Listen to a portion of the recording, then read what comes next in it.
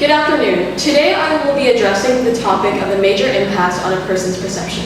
Now I would like for you to look around the room and think of what you see. Once you've done that, I want you to think of any associations that you might have with said things that you see. If I were to ask you to compare what you see with another person's, they would obviously vary, and that in short is what the whole concept of perspectives is based off of. Different people have different perspectives. They have a unique way of looking at a certain thing. And these different perspectives help build our own distinct perceptions. Perception refers to how we interpret stimuli such as people, things, or events, and the main purpose of it is to strengthen and amplify sensory inputs to be able to act, orientate, and perceive quickly and effectively. So since it is important to interpret the what's and how's of perspective, it is also important to research why we interpret certain things in a specific way. This causes us to raise the question of what has the most profound impact on a person's perspective. The two factors that I found that have the most impact are prior/background knowledge as well as mental illness. Let's first take a look into the way that background knowledge plays a part on perspective. So in this context, background knowledge refers to past events or experiences that someone grew up with. A situation that we can use to exemplify this is with a hypothetical situation in which a very conservative and religious family raises their child with the perception that anything other than heterosexuality is a sin. They continuously condemn LGBTQ+ communities and teach their child Bible verses that may imply that homosexuality or anything else is a sin.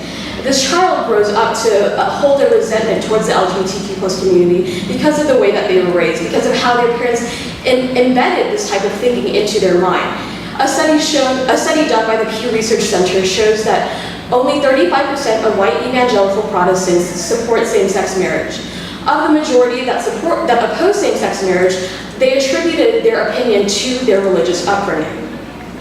Another example that we can use to show the impacts of certain teachings and background knowledge is in the case of Muslim women. So in an interview done by the Asia Society with Miss Laila Abu Lagoud, she mentions that Westerners, such as European and American feminists, have this notion of saving Afghan women, and this hero complex toxically reinforces a sense of superiority for the Westerners. In addition to that hero complex and the way Western media has occasionally portrayed the stereotypical terrorist dynamics of Islamist movements in the Middle East, there has been this stigma that is plastered onto Muslims, the stigma of dangerousness.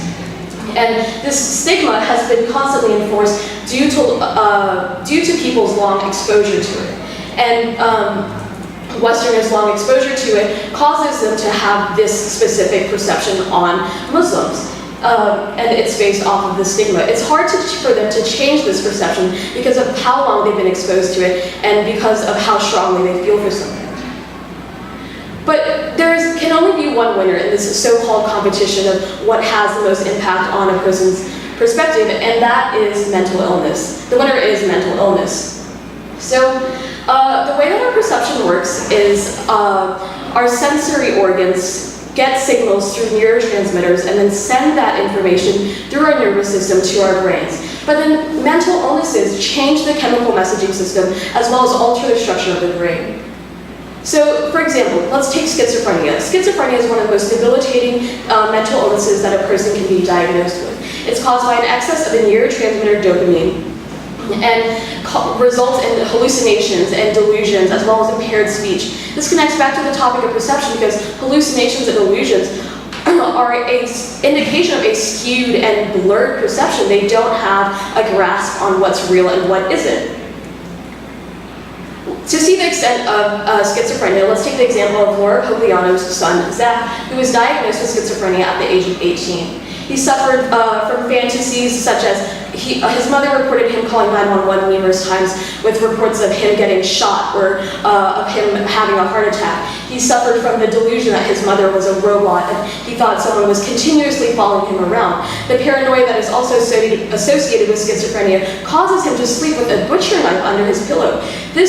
From his mother's perspective, this was not just a play pretend game that might have happened when he was younger. This was now a serious mental illness that had taken him to the point where he had to sleep with a weapon under his bed, under his pillow.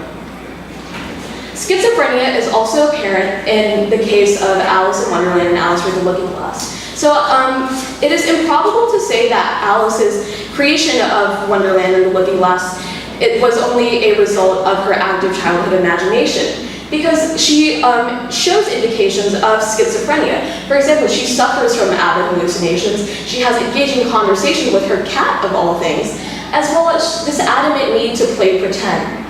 Also, the extent of her imagination, of her dreams, I mean, she created this incredibly detailed alternate universe in her head, fit with the most absurd creatures and characters. This shows that she can't grasp reality in her head, and this whole perception of reality is completely stripped away from her. The reason why schizophrenia and mental illnesses tend to have such a big impact on perspective is due to the inavailability of effective drugs and treatment. So on the table right now, clozapine is the most effective antipsychotic for schizophrenia. And even then, it is only 30% effective, but compared to other antipsychotics like chlorpromazine and benztropine, which only have a 4% success rate, it's the only choice that psychiatrists and pharmacists can use. So in conclusion, mental illnesses have the biggest impact on perspective due to the cause of hallucinations and delusions, as well as the fact that it is hard to effectively treat. So even though background knowledge impacts perspective, it is not to the extent of schizophrenia and mental illnesses, because there is still a possibility of change. A person can learn new experiences, meet new people that change their old perception. But whereas with schizophrenia and mental illnesses, it's not possible to reach into our minds and reset our chemical imbalances to where we can actually perceive reality, as well as the fact that medicine and drugs aren't always effective. So those who are impacted by schizophrenia, they're left with this impaired perception that really disables them from experiencing reality. And I'm excited. Thank you. Okay, so let me ask you some questions. So what additional questions emerged from your research, and why were these questions important? So a question that emerged for me was what other things have an impact on perspective besides mental illness and besides background knowledge? Because there's also the possibility of things like the changing environment or culture and society as well that have that impact. Was there a second question? And and why were they important? Why was that question? And this question is important because it shows that perspective is impacted by a variety of things. It isn't just these two things that I talked about. There's so much more that can impact our perception and our lives. Okay. So what evidence did you gather that you didn't use, and why did you choose not to use it? So there was a lot of evidence surrounding medical terminology and such around the topic of mental illness, which I didn't decide to use because I thought it would be distracting towards the presentation, because I really only wanted to focus on the impact on perception. And there was also evidence on how background knowledge impacts perception, but since I concluded that mental illness has the biggest impact, I decided to exclude some of the information to focus on mental illness. Okay. All right. Well, thank you. Okay, thank you.